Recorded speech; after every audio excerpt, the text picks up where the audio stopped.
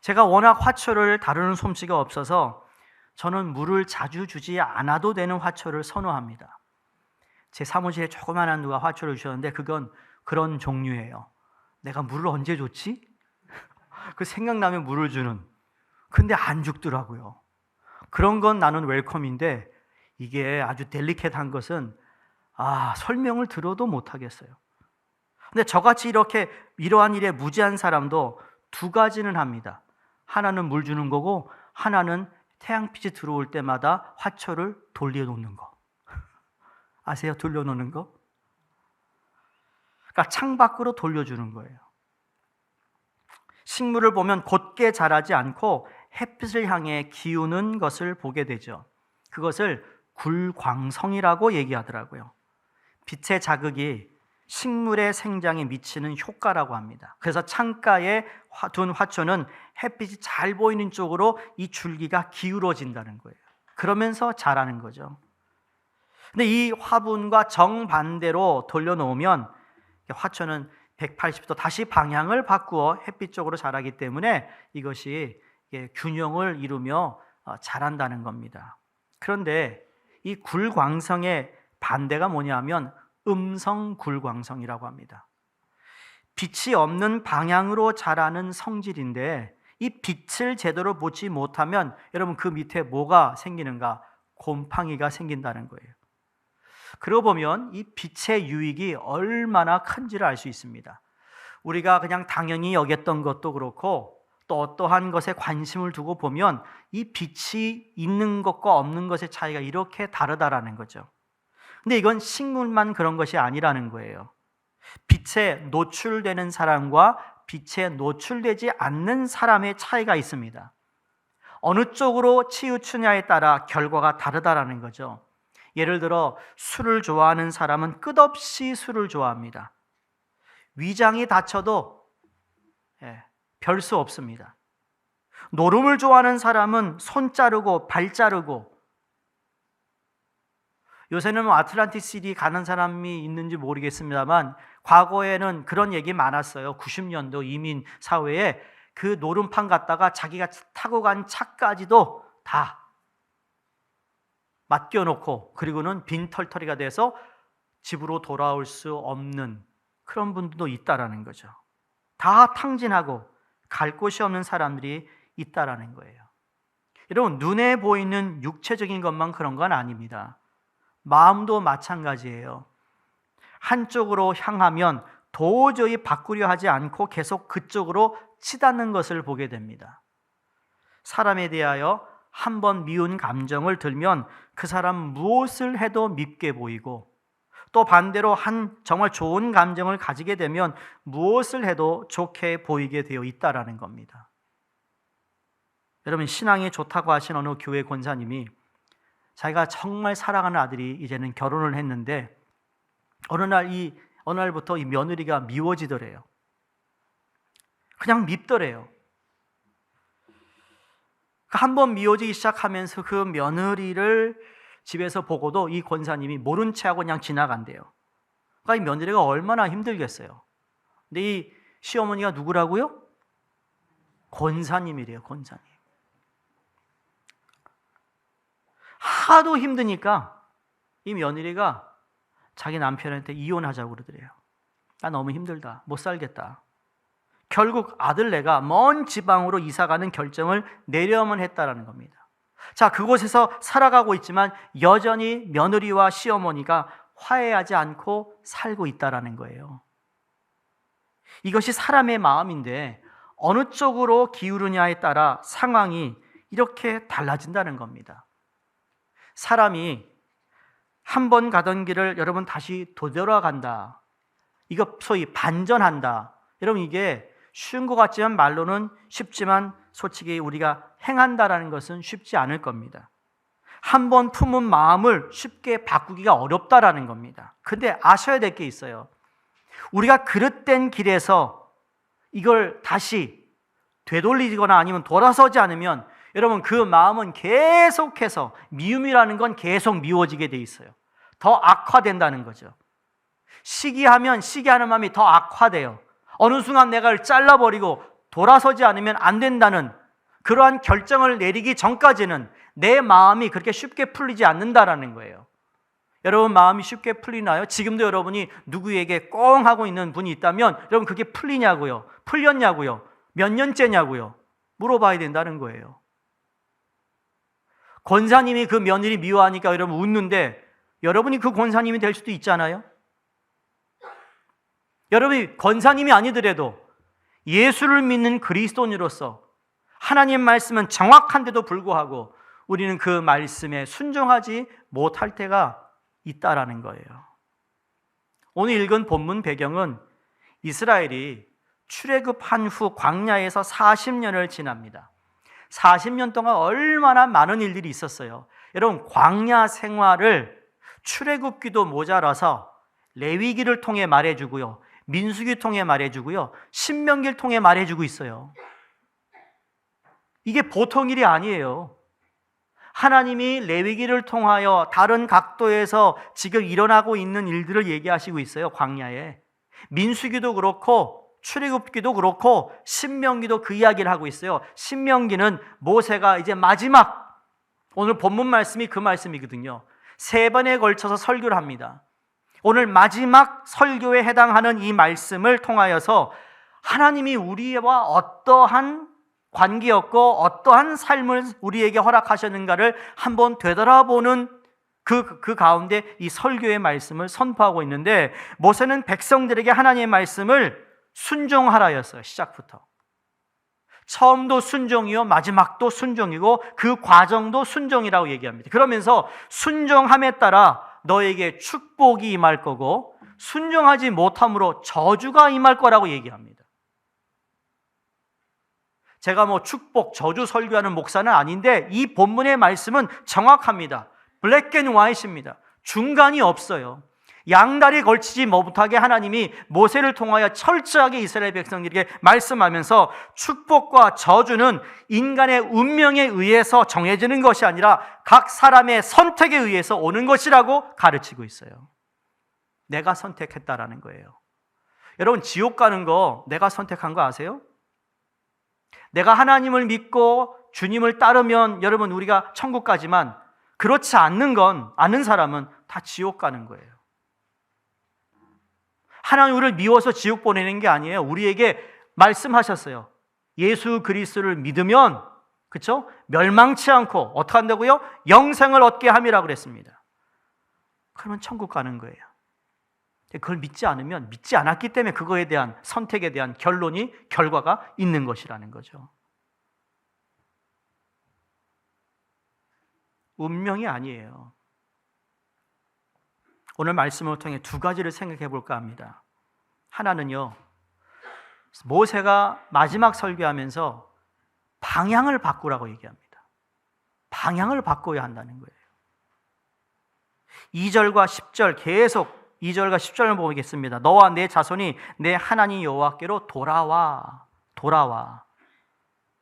10절에 내 마음을 다하여 뜻을 다하여 여호와 내 하나님께 돌아오면 지금 방향을 바꾸라고 얘기하고 있어요. 지금 이스라엘 백성들을 다 앉혀놓고 모세가 지금 설교를 하는데 아직도 너의 마음이 돌아서지 않았다면, 너의 마음이 아직도 저 애굽에 대한 기억을 가지고 있다면, 아직도 너의 마음이 하나님 말씀 앞에 순종하지 못하는 마음이라면, 아직도 불평불만하고 누구를 미워하고 누구를 시기하고 편을 가르고 있다면 방향을 바꾸라는 거예요. 조지 아틀란타에 가면 유명한 코카콜라 회사가 있어요. 코카콜라 좋아하시죠? 여러분 콕이 좋습니까? 펩시가 좋습니까? 라고 물으면 우리 교회는 콕을 선호하는 것 같더라고요. 내 생각에. 펩시 팬들은 죄송합니다만 이 코카콜라의 이야기는 참 많습니다. 여러분 코카콜라 회사에 대한 레전드가 많아요. 여러분 코카콜라 찍으면 코카콜라는 얘기가 참 많습니다. 오죽했으면 코카콜라가 자기 뮤지엄을 만들 정도예요. 그 자기네들이 어떻게 이 회사가 큰 기업이 되었는가를 다 볼 수 있습니다. 거기 가면 한국말로 쓰여진 코카콜라 병도 있습니다. 원래 콜라를 만든 사람은 약사 출신입니다. 존 펜블턴이라는 분이 약사인데 아픈 사람들을 위해서 뭔가 이렇게 어떤 약을 먹이면 이 사람이 힘이 날까 해가지고 그래서 이거를 만들어서 먹였는데 이게 효과가 있었던 거예요. 그래서 나중에 캔들러라는 비즈니스맨을 만나서 이 사람하고 동업하면서 이 코카콜라가 사업이 번창하고 나중에 기업이 됩니다. 그런데 이 캔들러 2세가 이 코카콜라를 인수받고는 사업을 하긴 하지만 솔직히 제대로 빛을 보지 못해서 이유는 이 캔들러 2세가 알코올 중독자였어요. 항상 술에 취해 있습니다. 의지력이 나약했던 이 캔들러가 주위 사람들에게 몇 번이나 금주 선언을 했지만 번번이 실패합니다. 어느 날 술에 취해 귀가하던 길에 날벼락 같은 자기 마음에 어떤 음성이 들렸는데 이런 음성이래요. 자신의 본능적 요구를 거절하는 사람이 성공한다. 내 본능적 요구 또는 욕구를 거절하는 사람이 성공한다는 그런 마음에 갑자기 들더래요. 그래서 집에 돌아와 아내에게 자기 마음에 들려준 이게 무엇인지 모르겠다 그러면서 근데 그 아내가 절실한 기독교인이었어요. 그러면서 금주를 위해 간절히 기도하자고 고백하며 매일 저녁 서로 손을 잡고 눈물의 기도를 드립니다. 캔들러는 아내의 기도를 통해 영혼의 안식을 얻기 시작했고 그리고 알코올의 유혹으로부터 완전히 해방이 됩니다. 그리고는 그때부터 수입의 10%를 철저히 헌금하며 사업에 열중하는 열정의 사람이 되어 코카콜라를 오늘과 같은 세계적인 기업으로 만들었습니다. 코카콜라가 세운 학교가 에모리 대학이에요. 코카콜라가 수많은 교회, 수많은 사람들을 하나님의 복음의 일을 위해 지금도 기부를 하고 있는 회사예요. 여러분, 이건 그 마음이 변하여 하나님 앞에 방향을 바꾸었더니 그의 인생만 변한 것이 아니라 그의 하는 모든 것들이 다 역전이 되는 반전의 역사를 이루는 스토리라고 말할 수 있습니다. 역전하는 인생을 살려면 실패할 수밖에 없는 습관으로부터 돌아서야 합니다, 여러분. 나도 모르게 습관적으로 하는 말, 습관적으로 하는 행동, 습관적으로 하는 거짓말, 습관적으로 하는 그러한 것들에서 돌아서지 않으면 여러분 역전이 안 된다는 거예요. 믿을 수는 있어요. 하나님을 믿어요. 예수님을 따라요. 예배도 잘 드려요. 그러나 내 안에 있는 여전히 변하지 않는 습관, 내 마음에 있는 어두운 것들을 하나님이 향하여 방향을 바꾸기 전까지는 절대로 역전이 되지 않습니다. 실패할 수밖에 없는 습관 그리고 사고 방법으로부터 돌아서시기를 주의 이름으로 부탁드립니다. 세상을 향하던 발걸음을 우리 하나님께로 돌아서야 된다는 거예요. 보세요. 돌아와라는 얘기가 얼마나 많이 나오는지 2절에도 내 하나님 여호와께 돌아와 그러면 3절에 여호와께서 마음을 돌이키시고 너를 긍휼히 여기사 포로에서 돌아오게 하셨다.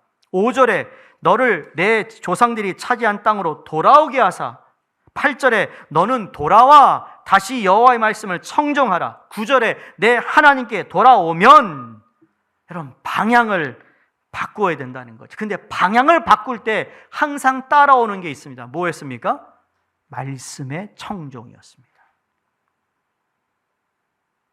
여호수아 1장 8절 말씀처럼 모세를 이어 이스라엘 백성들을 가나안 땅으로 인도해야 할 여호수아에게 이 율법책을 내 입에서 떠나게 하지 말라. 그것을 주야로 묵상하라. 그리고 난 다음에 뭐라고 그랬어요? 그 안에 기록된 대로 다 지켜 행하라. 다 라자로 끝나요. 해야 된다는 건 동사예요. 바라기는 여러분의 삶의 방향이 오늘 예배를 통해 바뀌기를 주의 이름으로 축원합니다. 두 번째, 오늘 말씀에서 핵심은 여러분 말씀에 순종하는 것입니다. 9절, 10절에도 내가 내 하나님 여호와의 말씀을 청종하여 이 율법책에 기록된 그의 명령과 규례를 지키고. 예수님께서 제자들에게 지상 명령을 주시면서 권세가 너에게 임할 텐데 예루살렘과 유대와 사마리아 땅끝까지 내 증인이 되게 하라 하셨어요. 그러고 난 다음에 내가 너에게 가르쳐 분부한 것을 그들에게도 가르치고 뭐라고 그랬죠? 지키게 하라. 여러분, 지키는 거예요. 신앙을 지키는 게 참 어려워요. 믿음을 지키는 게 어려운 거예요. 믿음을 갖는 건요, 오히려 어렵지 않아요. 왠지 아세요? 하나님 우리에게 그 믿음을 주시기 때문에.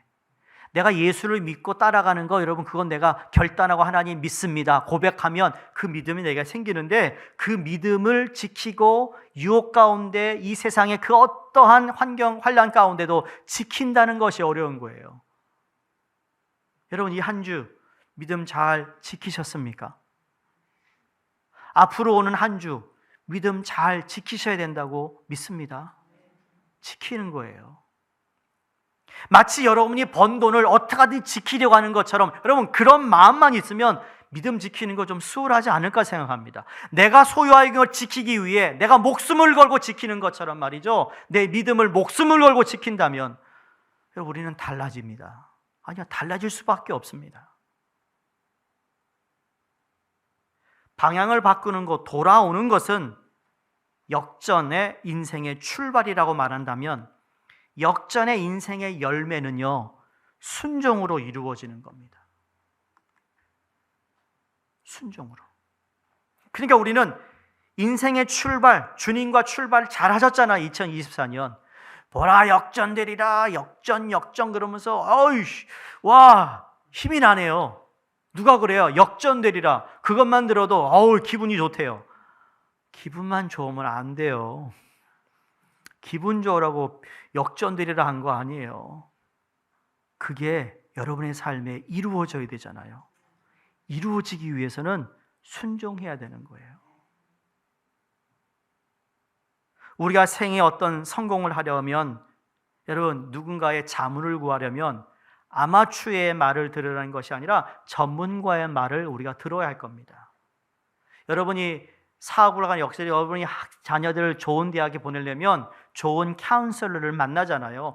돈을 주면서까지, 엄청난 돈을 지불하면서까지 이 아이의 맞는 성향에 맞는 학교가 어딜까를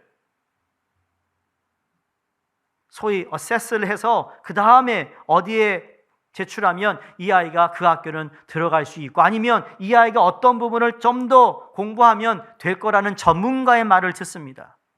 근데 성도님들, 우리 인생의 전문가는 누구라고 생각하십니까? 내가 나를 아는 것보다 나를 잘 알고 나의 인생 전부를 섭리하는 분이 누구십니까? 우리 하나님이시지 않습니까? 그분의 말씀을 따르는 길이 실패의 자리에서 성공하는 첩경이라는 사실을 믿으셔야 된다는 거예요. 인생을 역전시킬 가장 좋은 처방은요, 다른 게 아닙니다. 하나님의 말씀입니다. 아까도 제가 2부 예배 내려오기 전에 꼬마가 안 했나 봐요. 얘네들은 책을 우리가 나눠주잖아요. 오늘 우리가 암송한 그 줘요. 근데 걔네들은 매일 하루씩 써야 되는 거예요. 근데 안 썼나 봐. 막 쓰고 있더라고. 그래서 속으로 내가 그랬습니다. 이거 물어볼까 말까. I'm done. 그리고 잠깐. 너 암송했어? 그랬더니 했대요. 근데 내가 못 믿겠어. 해봐. 근데 마침 거기에 아빠가 있더라고요. 아빠가 해봐. 내가 그래서 속으로 얘 또 창피당하는 거 아니야? 그런데 암송을 하더라고요. 어휴, 놈이 머리가 똑똑한지 오늘 호목했는데 암송하더라고요. 내가 얘 똑똑하네. 난 못할 줄 알았는데 하네. 중요한 건 했다라는 거예요. 그 꼬마도 하는데 여러분 안 할 겁니까? 그 말씀이 쌓여서 우리에게 힘이 됩니다. 내 영혼에 살과 피가 되는 게 말씀이에요. 내 육신은 쇠하여 가지만 내 영혼은 계속 주를 향하여 강건해지는 이유는 거기에 있는 거예요. 치매를 막는 게 암송이에요. 그렇다고 치매 맞겠다고 또 암송하는 분들 괜찮아요. 어찌됐든 암송하면 되니까. 왜? 그 말씀이 우리 안에 거할 때 우리는 하나님의 일하심을 보게 되는 줄로 믿습니다. 그러니까 8절에도 그래요. 너는 돌아와 다시 여호와의 말씀을 청종하고 내가 오늘 내게 명령하는 그 모든 명령을 행할 것이라. 참 명령이라는 말씀이 여러분 절대로 내가 각본을 짠 게 아니에요. 오늘 본문 말씀도 하나님께서 2주 전에 주신 말씀인데 여러분 우리가 암송하는 것도 뭐죠? 내가 너에게 명령한 것이 아니냐. 똑같은 명령한 것을 얘기하고 내가 너에게 명령한 것이 아니냐. 근데 8절이 뭐였습니까? 주야로 그것을 묵상하고 지키면 이게 말씀에 대한 순종을 하고 있어요. 그러면 어떻게 되는 거죠? 오늘 주신 말씀처럼 내가 어디를 가든지 내 하나님이 여호와가 너와 함께 하느니라. 이게 하나님 우리에게 주신 명령에 대한 그 순종을 함을 통해 주어지는 결과예요. 열매라는 거예요. 하나님의 말씀에 순종하는 것, 하나님 말씀을 따르는 것, 그것이 곧 성공이고 승리라는 거죠. 말씀 따르다가 어려움을 당할 수 있습니다, 여러분. 말씀 때문에 여러분 얼마나 어려움을 당한 사람이 성경에 많습니까? 오늘날도 그렇습니다. 그걸 우리가 실패라고 얘기하지 않아요. 말씀을 따르다가 억울함 당할 수 있습니다. 그걸 실패라고 성경이 말하고 있지 않아요. 순종이 이해가 가지 않아도 따르는 거라고 여러분이 이미 배우지 않았어요? 말씀이 가라는 데까지 가고 멈추라는 곳에서 멈추는 겁니다. 그래서 용서하라 하면 용서해보고, 사랑하라 하면 사랑해보고, 소망을 가져라 하면 소망을 가져보고, 끊으라 그러면 끊어보고, 절제하라 그러면 절제해보고, 기뻐하라 그러면 기뻐해보고, 걱정을 주님께 다 맡기라 하면 맡겨보는 겁니다. 우리는 이미 내가 계산을 다 해요. 계산해가지고 안 될 것 같으면 에이 안 될 거야. 말씀을 지금 내가 거부하고 있는 거죠. 여러분 미워하는 분 있으세요? 오늘부터 미워하지 마시고 사랑해 보시기 바랍니다. 하기야 여러분이 누굴 미워하겠어, 그렇죠? 수종교 성도는 미워하는 사람 없어요. 있으세요?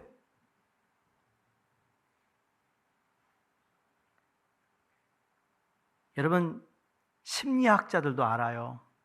그러니까 영적인 사람도 아닌데도 미움 그리고 용서하지 못하는 사람은 자기 스스로를 망하게 하는 사람이라고 그래요.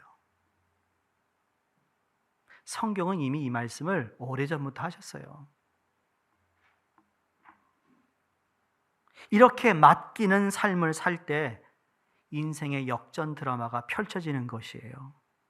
내가 할 수 없던 일들이 우리 하나님이 해주시는 기적적인 일들을 체험하는 것이죠. 전 여러분이 여러분의 눈높이 하나님을 보지 않았으면 좋겠어요. 그래서 항상 성경은 하나님을 바라보라고 그랬어요. 바라볼 때 여러분 고개가 어디 가던가요? 바라보더라. 이런 사람 없어요. 다 바라봅니다.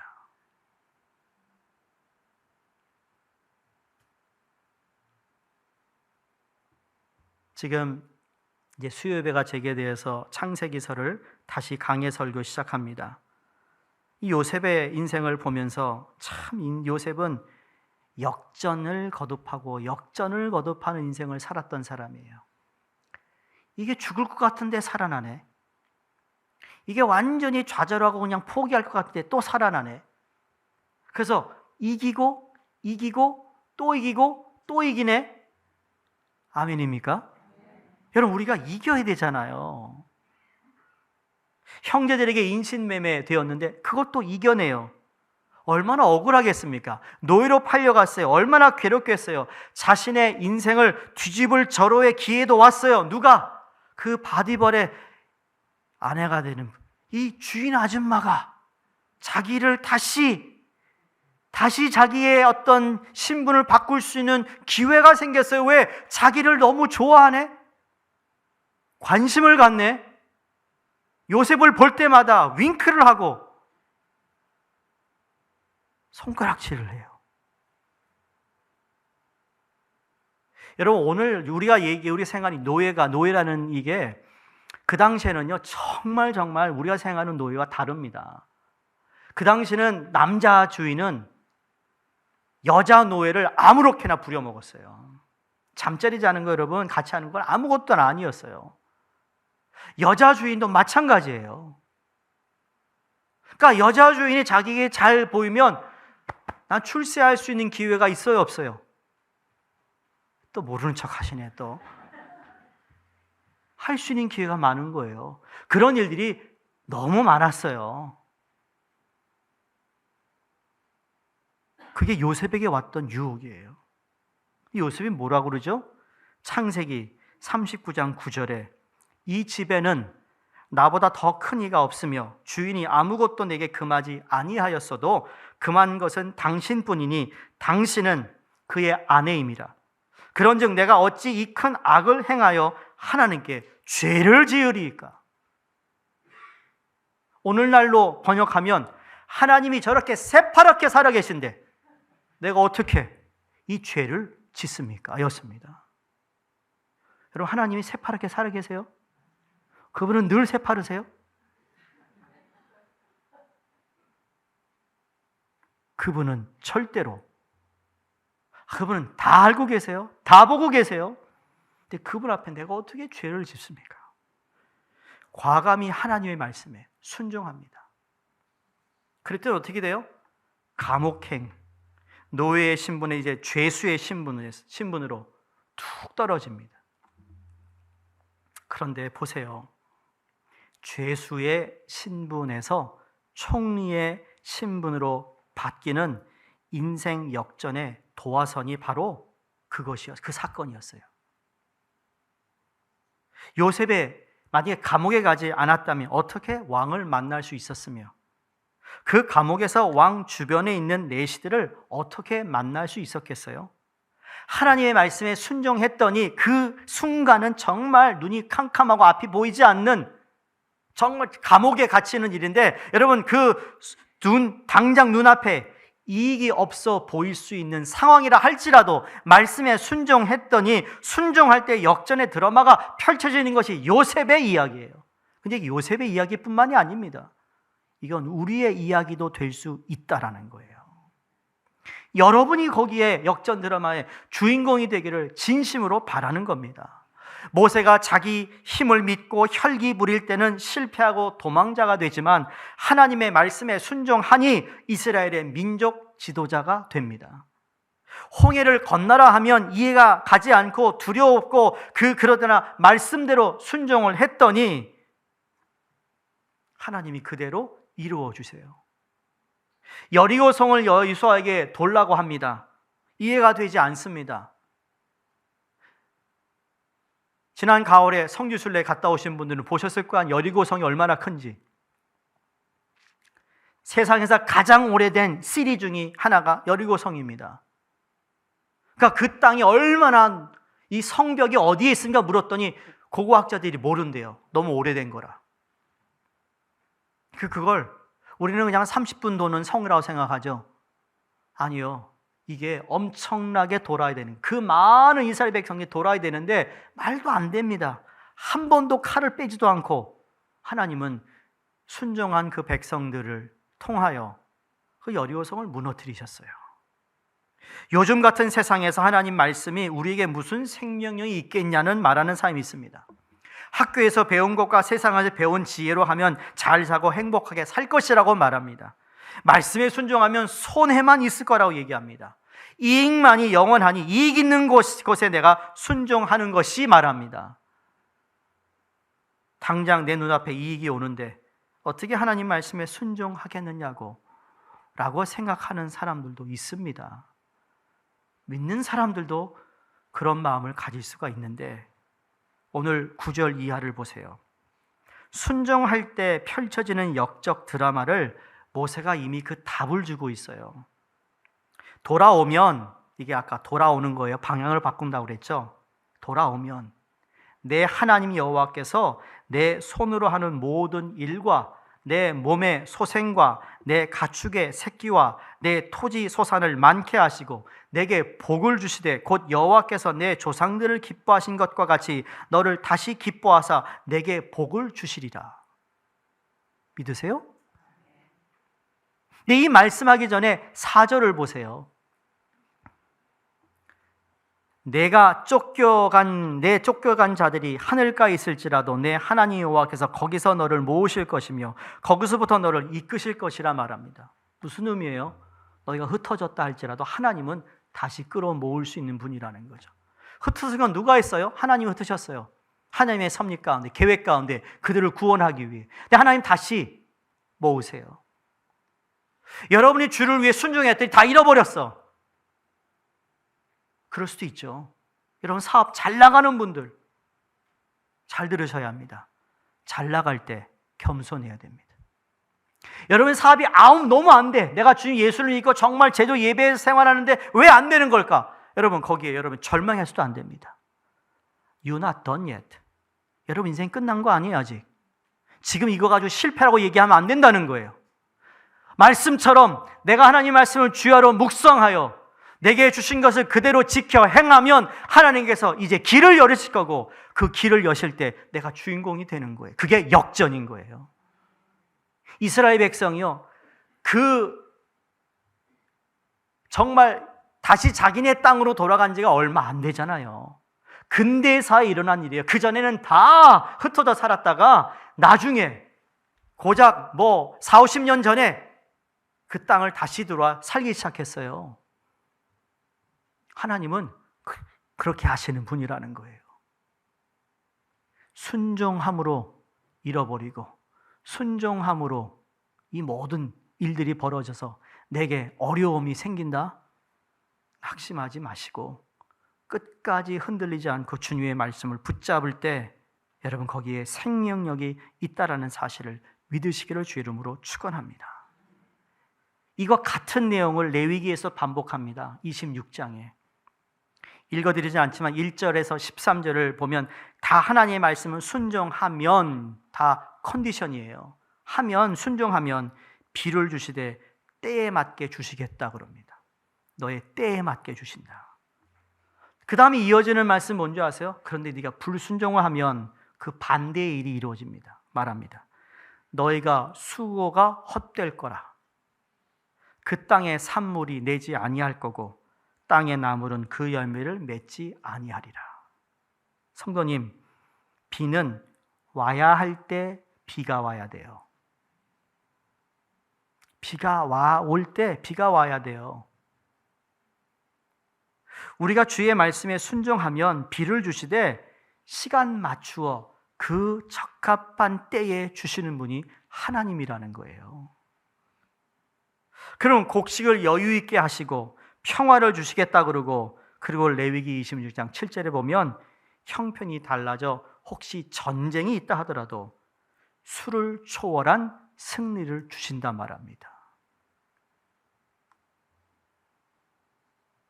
말씀대로 따를 때 역전의 인생 드라마가 펼쳐지는 줄로 믿습니다.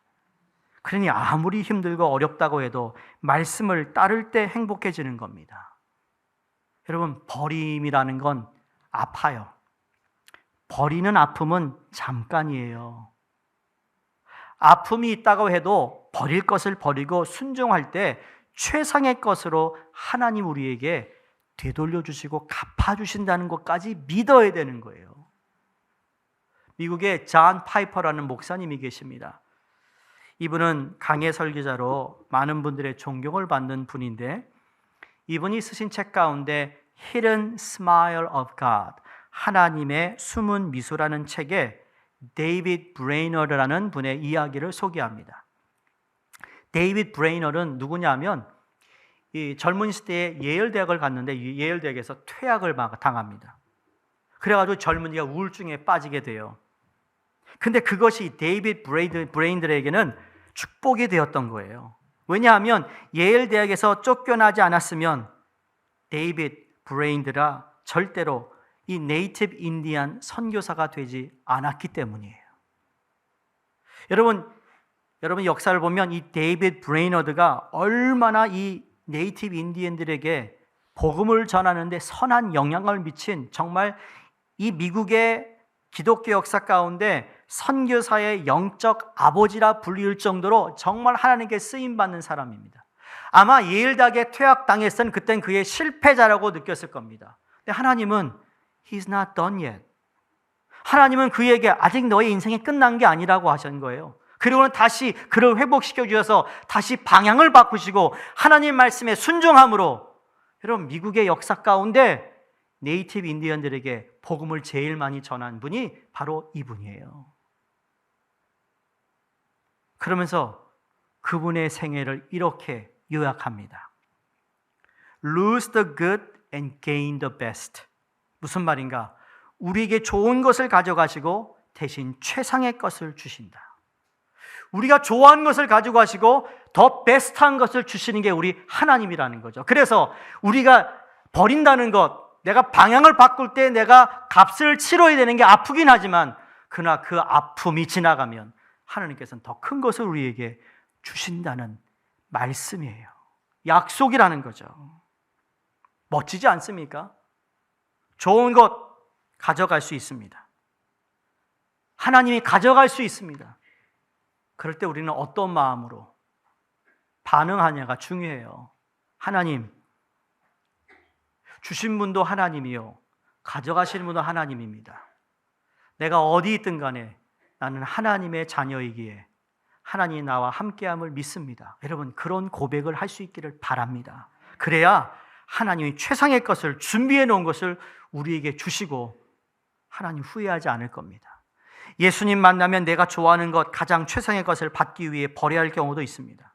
저는 이러한 상황에서 좋은 것을 내려놓아 최상의 것을 주시는 하나님의 역전에 서시기를 주의 이름으로 축원합니다. 말씀을 마치면서 세계 유명한 여러분 성악가인 파바로티를 아실 겁니다. 어려서부터 음악에 재질이 있었다고 합니다. 그 아버지는 제과점을 운영하셨고 제과점을 운영하지만 생활이 윤택하지 않았대요. 그러나 아들의 소질을 어떻게 하든지 잘 서포트하려고 노력을 많이 했다고 합니다. 근데 막상 대학에 입학할 때는 교육학에 관심이 많아서 교육학을 전공하게 됐대요. 처음 들어보시죠? 파바로티는 태어나자마자 와 부르고 세상 떠나가지 와 부르다 가는 사람 같은데 아니요, 교육학을 전공했대요. 나도 깜짝 놀랐어요. 교육학을 전공했어. 대학을 졸업할 때가 가까워지면서 이제 진로 문제에 고민하고 있는 아들을 보고는 아버지가 그 아들을 방에 앉혀 들어오라고 그러고 의자 2개를 딱 놨대요. 뒤에 이렇게 떨어뜨려 놓은 겁니다. 야, 네가 이 2 의자에 앉을 수 있겠냐?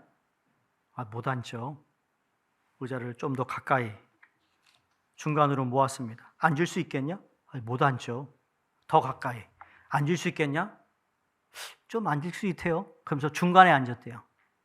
야, 네가 중간에 앉았으면은 바람이 세게 불거나 누가 널 밀면 너 넘어질 것 같냐? 안 넘어질 것 같은데요. 그러면서 아버지가 이렇게 얘기했대요. 2 의자 위에 내가 동시에 앉으려고 하면 너는 자그마한 바람에도 떨어지고 말 것이다. 의자에 앉으려면 반드시 한 의자를 선택해야 하고 그 선택은 반드시 내 스스로 해야 한다. 그리고 결국 파바로티는 심사숙고 끝에 무엇을 선택했습니까? 성악을 선택한 겁니다. 그래서 우리가 야, 그 사람 교육학 전공해가지고 그냥 교실에서 선생만 했으면 그 음성을 우리가 못 들을 뻔했잖아요. 근데 그가 선택합니다. 오늘 본문의 서론은 선택이라고 그랬어요. 인생은 선택입니다. 전공도 선택이고 직업도 선택입니다. 더욱이 신앙도 선택입니다. 물론 예수 그리스도를 믿고 하나님의 자녀가 되는 것은 하나님이 우리를 부르시고 택해 주셔서 자녀가 되었습니다. 이거는 우리가 하나님을 택한 게 아니라 하나님 우리를 택했다고 그랬고 우리가 하나님의 자녀가 되어 이제는 하나님의 자녀의 신분으로 우리가 하나님과 살아갑니다.